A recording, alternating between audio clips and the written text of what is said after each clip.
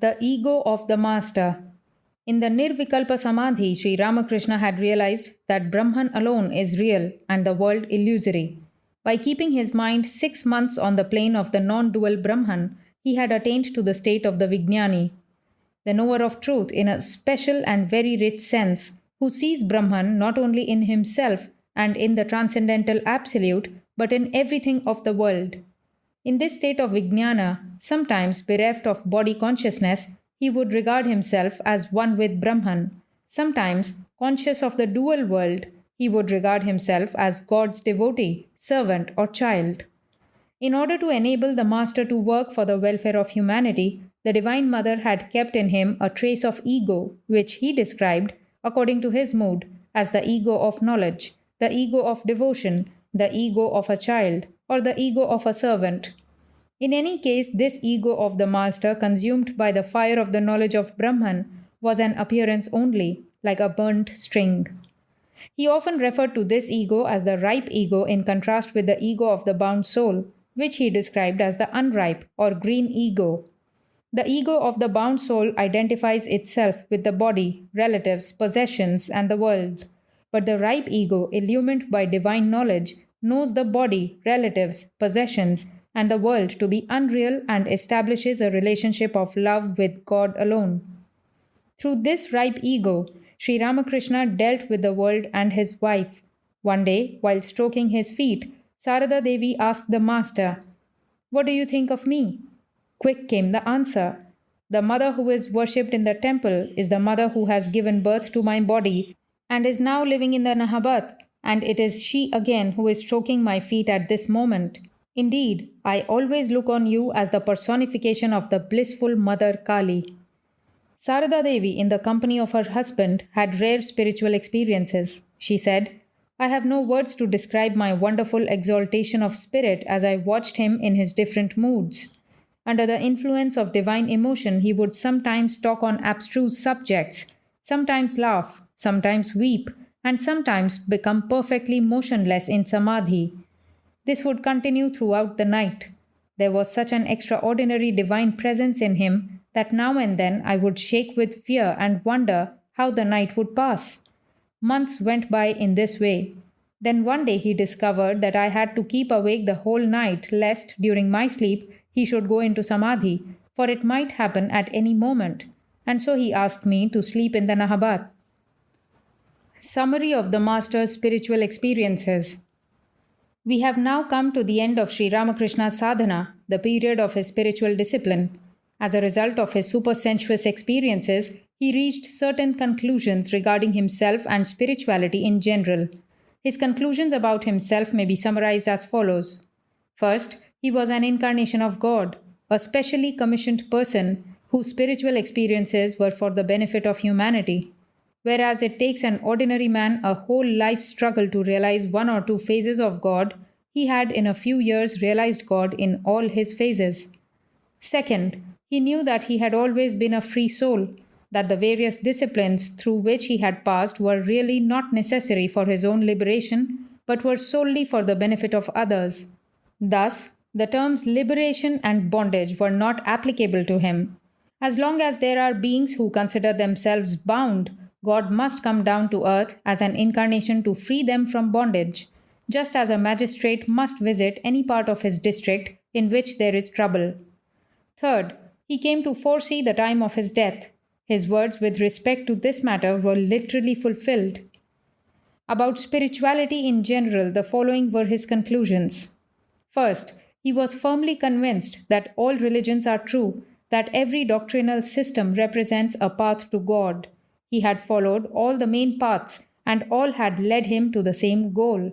He was the first religious prophet recorded in history to preach the harmony of religions.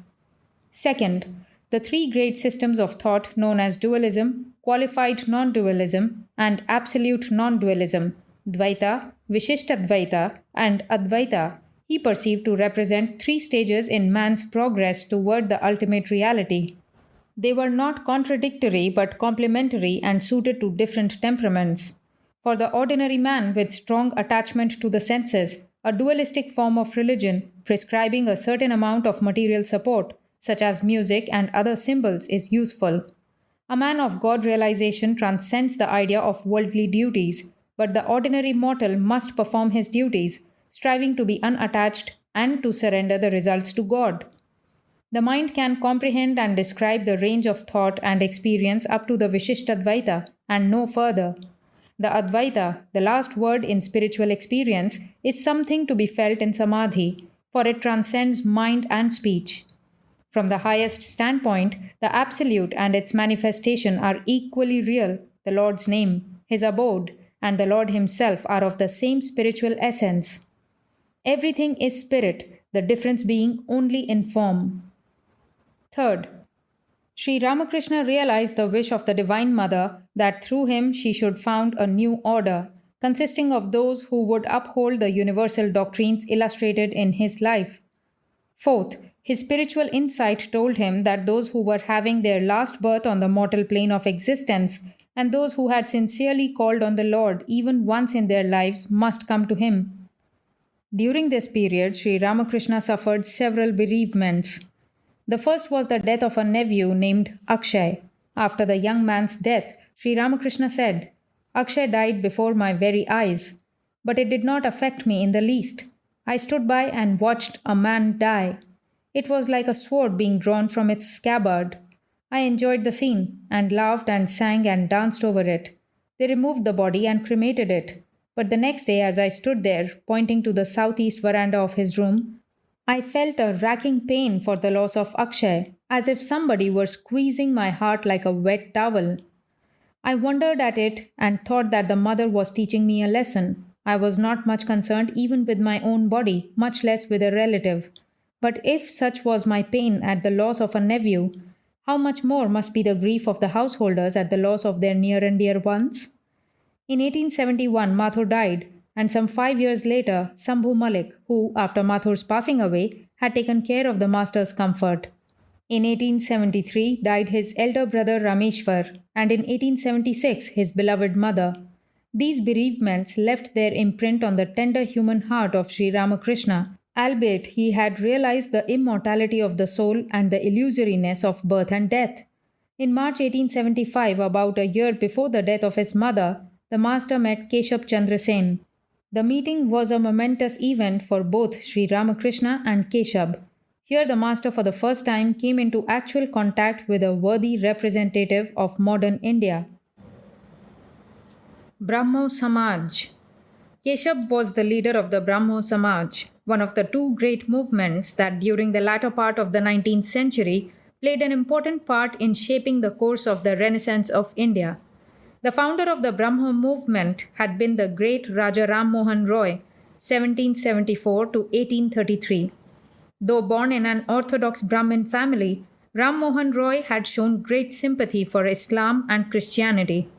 He had gone to Tibet in search of the Buddhist mysteries. He had extracted from Christianity its ethical system, but had rejected the divinity of Christ as he had denied the Hindu incarnations.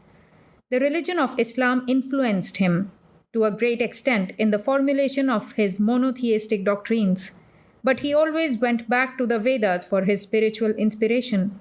The Brahmo Samaj, which he founded in 1828, was dedicated to the worship and adoration of the eternal, the unsearchable, the immutable being, who is the author and preserver of the universe.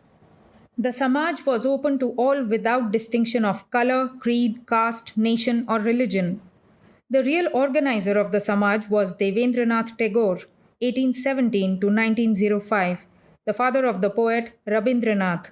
His physical and spiritual beauty, aristocratic aloofness, penetrating intellect, and poetic sensibility made him the foremost leader of the educated Bengalis. These addressed him by the respectful epithet of Maharshi, the great seer. The Maharshi was a Sanskrit scholar and, unlike Raja Ram Mohan Roy, drew his inspiration entirely from the Upanishads. He was an implacable enemy of image worship and also fought to stop the infiltration of Christian ideas into the Samaj. He gave the movement its faith and ritual. Under his influence, the Brahmo Samaj professed one self-existent supreme being who had created the universe out of nothing. The God of truth, infinite wisdom, goodness, and power, the eternal and omnipotent, the one without a second. Man should love him and do his will, believe in him and worship him, and thus merit salvation in the world to come. By far the ablest leader of the Brahmo movement was Keshab Chandra Sen, 1838 to 1884. Unlike Raja Ram Mohan Roy and Devendranath Tagore, Keshab was born of a middle class Bengali family and had been brought up in an English school. He did not know Sanskrit and very soon broke away from the popular Hindu religion. Even at an early age, he came under the spell of Christ and professed to have experienced the special favor of John the Baptist, Christ, and Saint Paul. When he strove to introduce Christ to the Brahmo Samaj, a rupture became inevitable with Devendranath. In 1868, Keshab broke with the older leader and founded the Brahmo Samaj of India, Devendra retaining leadership of the first Brahmo Samaj, now called the Adi Samaj. Keshab possessed a complex nature. When passing through a great moral crisis, he spent much of his time in solitude and felt that he heard the voice of God. When a devotional form of worship was introduced into the Brahmo Samaj, he spent hours in singing kirtan with his followers. He visited England in 1870 and impressed the English people with his musical voice, his simple English, and his spiritual fervor. He was entertained by Queen Victoria. Returning to India, he founded centers of the Brahmo Samaj in various parts of the country. Not unlike a professor of comparative religion in a European university, he began to discover about the time of his first contact with Sri Ramakrishna, the harmony of religions. He became sympathetic toward the Hindu gods and goddesses, explaining them in a liberal fashion. Further, he believed that he was called by God to dictate to the world God's newly revealed law, the new dispensation, the Navavidhan. In 1878, a schism divided Keshab's Samaj. Some of his influential followers accused him of infringing the Brahmo principles by marrying his daughter to a wealthy man before she had attained the marriageable age approved by the Samaj. This group seceded and established the Sadharan Brahmo Samaj, Keshab remaining the leader of the Navavidhan. Keshab now began to be drawn more and more toward the Christ ideal, though under the influence of Sri Ramakrishna, his devotion to the Divine Mother also deepened. His mental oscillation between Christ and the Divine Mother of Hinduism found no position of rest. In Bengal and some other parts of India, the Brahmo movement took the form of Unitarian Christianity, scoffed at Hindu rituals, and preached a crusade against image worship. Influenced by Western culture, it declared the supremacy of reason, advocated the ideals of the French Revolution, abolished the caste system among its own members, stood for the emancipation of women, agitated for the abolition of early marriage, sanctioned the remarriage of widows, and encouraged various educational and social reform movements. The immediate effect of the Brahmo movement in Bengal was the checking of the proselytizing activities of the Christian missionaries. It also raised Indian culture in the estimation of its English masters. But it was an intellectual and eclectic religious ferment born of the necessity of the time. Unlike Hinduism, it was not founded on the deep inner experiences of sages and prophets. Its influence was confined to a comparatively few educated men and women of the country, and the vast masses of the Hindus remained outside it. It sounded monotonously only one of the notes in the rich gamut of the eternal religion of the Hindus. Arya Samaj. The other movement, playing an important part in the 19th century religious revival of India, was the Arya Samaj. The Brahmo Samaj, essentially a movement of compromise with European culture, tacitly admitted the superiority of the West.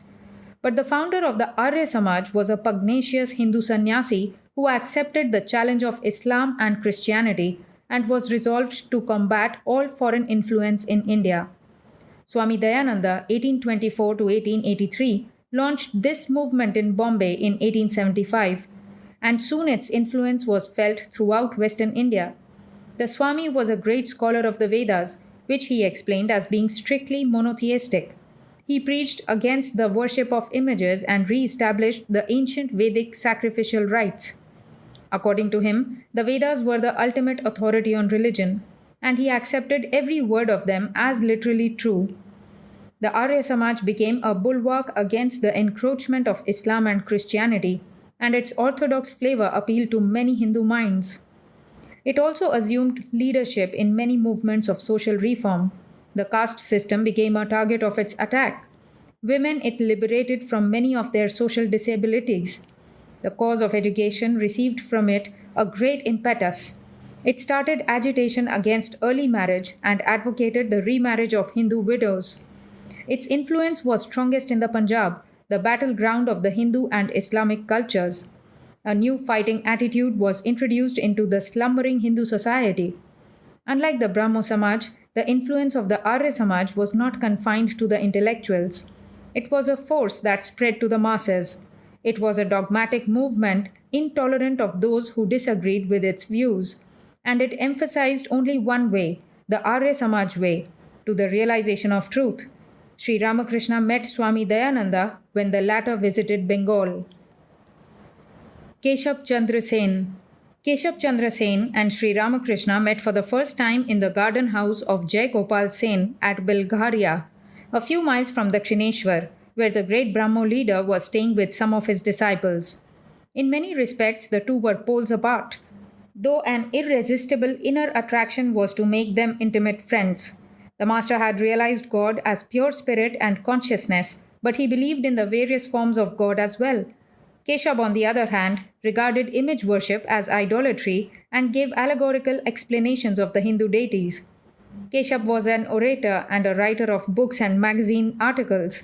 Sri Ramakrishna had a horror of lecturing and hardly knew how to write his own name. Keshab's fame spread far and wide, even reaching the distant shores of England. The master still led a secluded life in the village of Dakshineshwar. Keshab emphasized social reforms for India's regeneration. To Sri Ramakrishna, God realization was the only goal of life.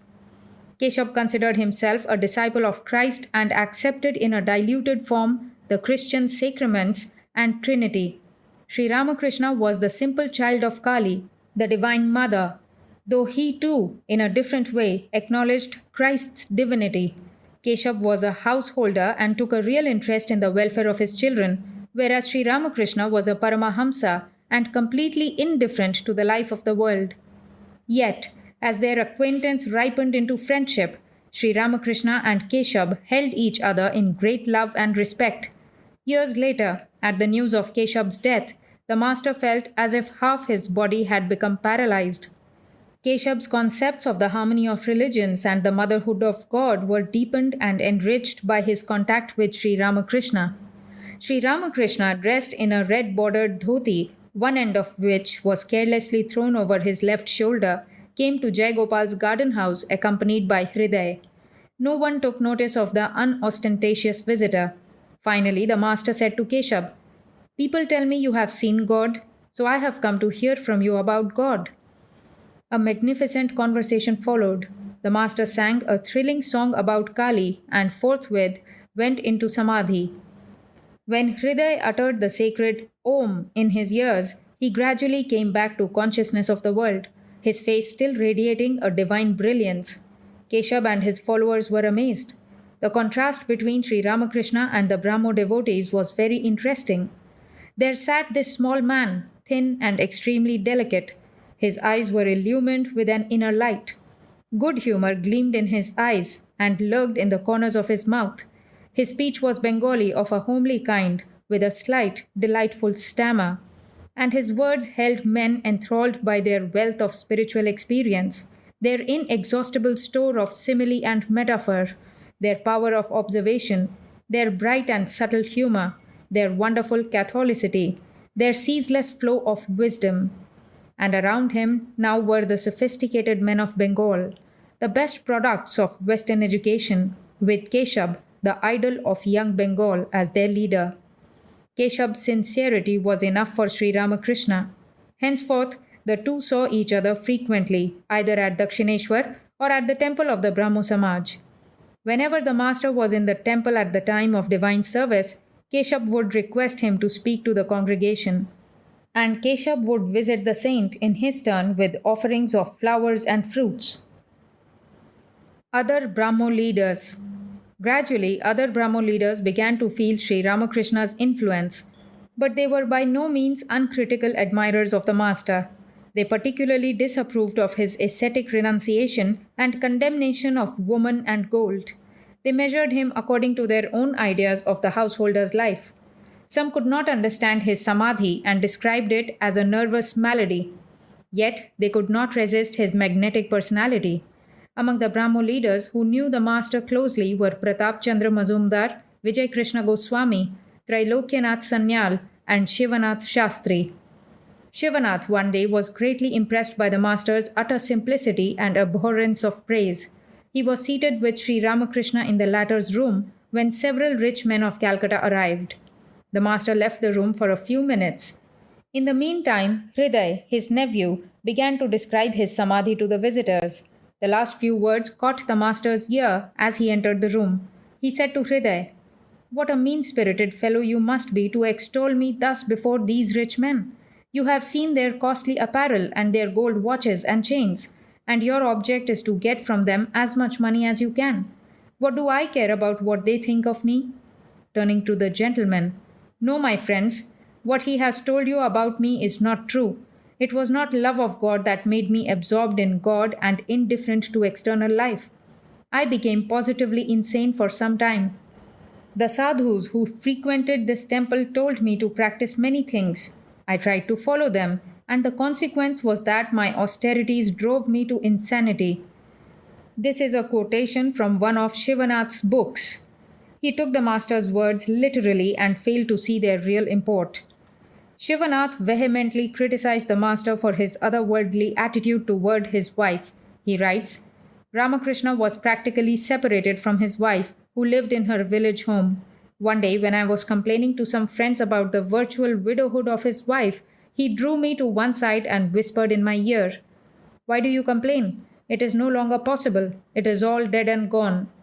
Another day, as I was inveighing against this part of his teaching, and also declaring that our program of work in the Brahmo Samaj includes women, that ours is a social and domestic religion, and that we want to give education and social liberty to women, the saint became very much excited, as was his way when anything against his settled conviction was asserted, a trait we so much liked in him, and exclaimed, 'Go, thou fool, go and perish in the pit that your women will dig for you.' Then he glared at me and said, 'What does a gardener do with a young plant? Does he not surround it with a fence to protect it from goats and cattle? And when the young plant has grown up into a tree and it can no longer be injured by cattle, does he not remove the fence and let the tree grow freely?' I replied, 'Yes, that is the custom with gardeners.' Then he remarked, 'Do the same in your spiritual life. Become strong, be full grown, then you may seek them.' To which I replied, 'I don't agree with you in thinking that women's work is like that of cattle, destructive. They are our associates and helpers in our spiritual struggles and social progress.' A view with which he could not agree, and he marked his dissent by shaking his head. Then, referring to the lateness of the hour, he jocularly remarked, 'It is time for you to depart. Take care. Do not be late. Otherwise, your woman will not admit you into her room.' This evoked hearty laughter. Pratap Chandra Mazumdar, the right-hand man of Keshab and an accomplished Brahmo preacher in Europe and America, bitterly criticized Sri Ramakrishna's use of uncultured language and also his austere attitude toward his wife. But he could not escape the spell of the master's personality. In the course of an article about Sri Ramakrishna, Pratap wrote in the Theistic Quarterly Review, "What is there in common between him and me? I, a Europeanized, civilized, self-centered, semi-skeptical, so-called educated reasoner, and he, a poor, illiterate, unpolished, half-idolatrous, friendless Hindu devotee. Why should I sit long hours to attend to him? I, who have listened to Disraeli and Fawcett, Stanley and Max Muller, and a whole host of European scholars and divines? And it is not I only, but dozens like me who do the same. He worships Shiva, he worships Kali, he worships Rama, he worships Krishna, and is a confirmed advocate of Vedantic doctrines. He is an idolater, yet is a faithful and most devoted meditator on the perfections of the one formless, absolute, infinite deity. His religion is ecstasy. His worship means transcendental insight. His whole nature burns day and night with a permanent fire and fever of a strange faith and feeling. So long as he is spared to us, gladly shall we sit at his feet to learn from him the sublime precepts of purity, unworldliness, spirituality, and inebriation in the love of God. He, by his childlike bhakti, by his strong conceptions of an ever ready motherhood, helped to unfold it, God as our mother, in our minds wonderfully. By associating with him, we learned to realize better the divine attributes as scattered over the 330 millions of deities of mythological India, the gods of the Puranas. The Brahmo leaders received much inspiration from their contact with Sri Ramakrishna. It broadened their religious views and kindled in their hearts the yearning for God realization. It made them understand and appreciate the rituals and symbols of Hindu religion, convinced them of the manifestation of God in diverse forms, and deepened their thought about the harmony of religions. The Master, too, was impressed by the sincerity of many of the Brahmo devotees. He told them about his own realizations and explained to them the essence of his teachings, such as the necessity of renunciation, sincerity in the pursuit of one's own course of discipline, faith in God, the performance of one's duties without thought of results, and discrimination between the real and the unreal.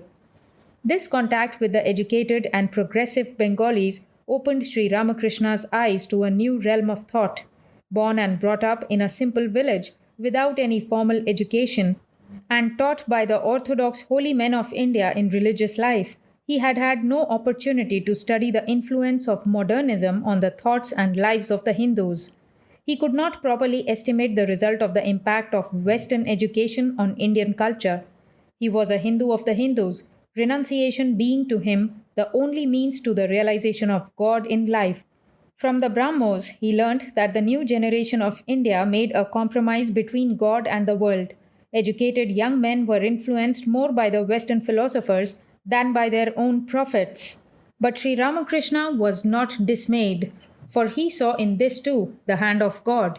And though he expounded to the Brahmos all his ideas about God and austere religious disciplines, yet he bade them accept from his teachings only as much as suited their tastes and temperaments.